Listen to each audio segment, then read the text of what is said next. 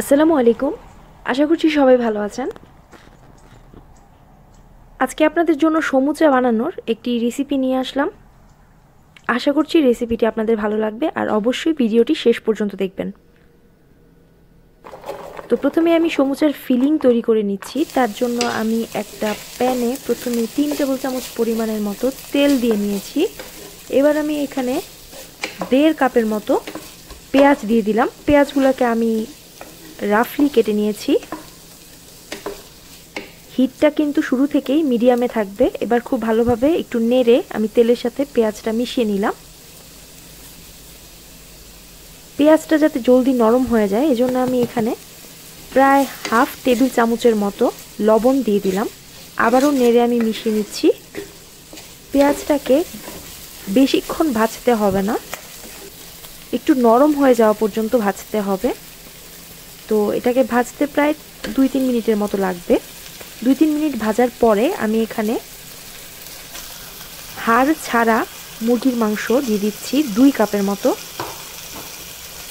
এখানে মুরগির বুকের মাংস আছে, আমি এগুলোকে ছোট সাইজ করে কেটে নিয়েছি। তো আমি খুব ভালোভাবে পেঁয়াজের সাথে মুরগিটা মিশিয়ে নিচ্ছি। এখানে কিন্তু বোনলেস চিকেন ইউজ করতে হবে, কারণ হাড় নিশ্চয়ই আপনারা সিঙ্গারার কামড়ের মধ্যে চান না। তো আমি এবার গুঁড়ো মশলা অ্যাড করে দিচ্ছি। প্রথমেই হলুদ গুঁড়া দিয়ে দিলাম 1/4 চা চামচের মতো, হাফ চা চামচের মতো গুঁড়া মরিচ, 1/4 চা চামচের মতো জিরা গুঁড়া আর হাফ চা চামচের মতো ধনিয়া গুঁড়া দিয়ে দিয়েছি। আরও দিয়ে দিয়েছি গরম মশলা প্রায় 1/4 চা চামচের মতো। এবার আমি এখানে 4-5টা কাঁচামরিচ কুচি দিয়ে দিলাম। এবার নেড়ে চেড়ে মিশিয়ে নিচ্ছি। এই রান্নাটায় কোনো পানি ইউজ করা যাবে না, কারণ এই মিক্সচারটা শুকনা থাকতে হবে। কারণ যদি এই মিক্সচারটা ভিজা হয় বা ময়েশ্চার চলে আসে তাহলে সমুচার ফিলিং দেওয়ার সময় কিন্তু র্যাপারটা নষ্ট হয়ে যেতে পারে। তো এবার আমি এখানে প্রায় 1 কাপের মতো মাশরুম দিয়ে দিলাম। তো মাশরুমটাকে আমি শুকিয়ে নিয়েছিলাম, মানে ড্রাই রোস্ট করা। এবার আমি এখানে হাফ চা চামচের মতো চিনি দিয়ে দিলাম। নেড়েচেড়ে আবারও খুব ভালোভাবে মিশিয়ে নিচ্ছি। মুরগিটা কিন্তু মোটামুটি সিদ্ধ হয়ে গেছে, কারণ ছোট ছোট করে কাটার কারণে এটা অনেক দ্রুত সিদ্ধ হতে পেরেছে। তো এখন আমি কিছু সবজি অ্যাড করে দিচ্ছি। আমি মিক্সড বেল পেপার ইউজ করেছি এখানে 1 কাপের মতো। আপনারা যে কোনো সবজি ব্যবহার করতে পারেন। সবজি ব্যবহার করার কারণ হচ্ছে যেহেতু আমি চিকেনের ব্রেস্ট পিস ইউজ করেছি, তার কারণে কিন্তু এই মিক্সচারটা অনেকটাই ড্রাই হয়ে যাবে। তো কিছু সবজি অ্যাড করার কারণে এই মিশ্রণটা একটু ময়েস্ট থাকবে। আর যদি সমুচাতে একদম ড্রাই কোনো মিক্সচার দেওয়া হয় তাহলে কিন্তু খেতে একদমই ভালো লাগে না। তো আমি এখানে আরও দিয়ে দিয়েছি প্রায় আধা কাপের মতো মটরশুঁটি। মটরশুঁটিটা ফ্রোজেন ছিল। আর ধনিয়া পাতা দিয়ে দিয়েছি 3 টেবিল চামচের মতো। এই পুরো রান্নাটা করতে আমার প্রায় 25 থেকে 30 মিনিটের মতো সময় লেগেছে।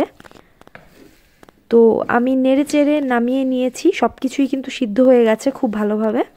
আর সবজি দেওয়ার পরপরই কিন্তু চুলার আঁচটা আমি হাইতে রেখেছিলাম, কারণ চুলার আঁচ যদি তখন কমিয়ে দেই তাহলে কিন্তু সবজি থেকে পানি বের হয়ে যাবে।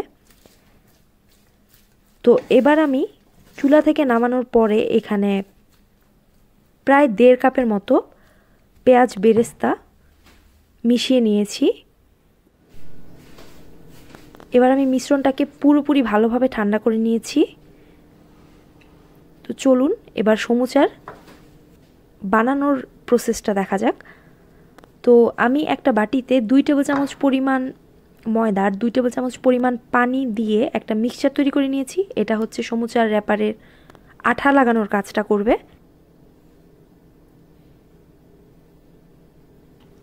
তো র্যাপারটাকে আমি কিভাবে ভাজ করছি এটা খুব ভালোভাবে এখানে খেয়াল করুন। এটা আসলে আমি বলে বোঝাতে পারবো না, এটা আপনাদেরকে দেখতে হবে।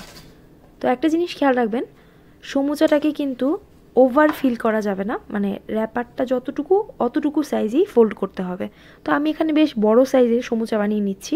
আপনারা কিন্তু চাইলে ছোট সাইজেরও বানাতে পারেন। তো যদি আমার রেসিপিটি আপনাদের ভালো লেগে থাকে তাহলে কিন্তু ভিডিওটিতে লাইক দিতে ভুলবেন না, আর অবশ্যই আমার চ্যানেলে সাবস্ক্রাইব করবেন। আর এই রেসিপিটি অবশ্যই বাসায় ট্রাই করবেন। চিকেনের পরিবর্তে সমুচায় কিন্তু আপনারা যে কোনো ধরনের মিট ইউজ করতে পারেন বা সবজিও ইউজ করতে পারেন, এমনকি আলুও ইউজ করতে পারেন, শুধু কোনো সমস্যা নেই।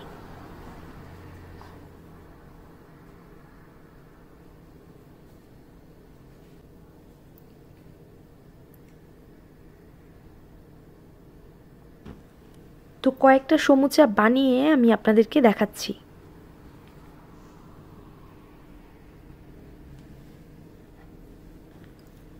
আর সমুচা র্যাপ করতে আমি যে র্যাপারটা ইউজ করেছি এটা কিন্তু আমি বাসায় বানিয়েছি। আপনারা চাইলে কেনা র্যাপারও ইউজ করতে পারেন। আর যদি আমার র্যাপার বানানোর প্রসেসটা দেখতে চান তাহলে দেখে নিতে পারেন, আমি র্যাপার বানানোর লিঙ্কটা ডেসক্রিপশন বক্সে দিয়ে দিব।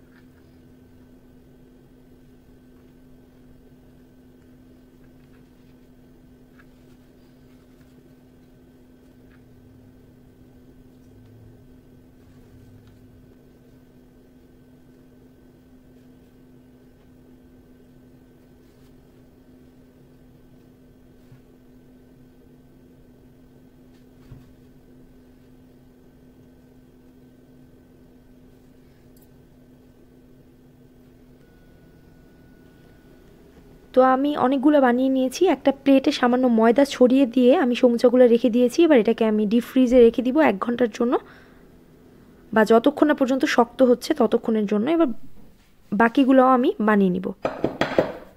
তো আমার বানানো প্রায় শেষ। এটা লাস্ট ব্যাচ ছিল। আমি এর আগেরগুলা জিপলক ব্যাগে অলরেডি ভরে নিয়েছি, এগুলোও আমি ভরে নিচ্ছি। এগুলাকে কিন্তু প্রায় 2 মাসের মতো ফ্রিজে রেখে সংরক্ষণ করা যাবে। যখন দরকার ফ্রিজ থেকে সরাসরি বের করে ভেজে নিতে হবে ডুবো তেলে। নর্মাল করার আর কোনো দরকার নেই। তো আমি ভেজে আপনাদেরকে দেখাচ্ছি। এগুলা ফ্রোজেন হয়ে গেছে অলরেডি। তো দেখতেই পাচ্ছেন একদম শক্ত আছে। তো এটাকে কিন্তু আমি নর্মাল করব না, এই অবস্থায় আমি এটাকে ভেজে নিব। তো আমি চুলায় তেল গরম বসিয়ে দিয়েছি। অবশ্যই এগুলাকে ডুবো তেলে ভাজতে হবে। তো তেলটা গরম হয়ে গেছে, সমুচাগুলো আমি দিয়ে দিয়েছি। তেল কিন্তু অনেক বেশি গরম হওয়া যাবে না, মানে ধোঁয়া উঠছে এরকম গরম তেলে দেয়া যাবে না, তাহলে দেওয়ার সাথে সাথে এটা পুড়ে যাবে, কিন্তু ভিতরের দিকের অংশটা র্যাপারের ভালো মতো রান্না হবে না। তো ভাজবো যতক্ষণ না পর্যন্ত এটা গোল্ডেন ব্রাউন হয়ে যাচ্ছে ততক্ষণ পর্যন্ত।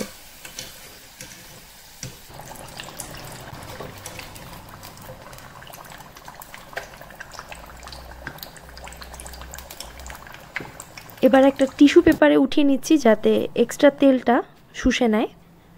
তো সসের সাথে আমি এটাকে পরিবেশন করেছি। আমি আপনাদেরকে একটা ভেঙে দেখাচ্ছি এটা কতটা ক্রিস্পি হয়েছে। আর দেখতে দোকানের বানানো সমুচার মতোই কিন্তু হয়েছে। অবশ্যই রেসিপিটি বাসায় ট্রাই করবেন। আর যদি ট্রাই করেন তাহলে আমাকে জানাবেন কেমন হয়েছে। আজকে এখানেই বিদায় নিচ্ছি। পরবর্তী ভিডিও দেখার আমন্ত্রণ রইল। সবাই ভালো থাকবেন, সুস্থ থাকবেন। আল্লাহ হাফেজ।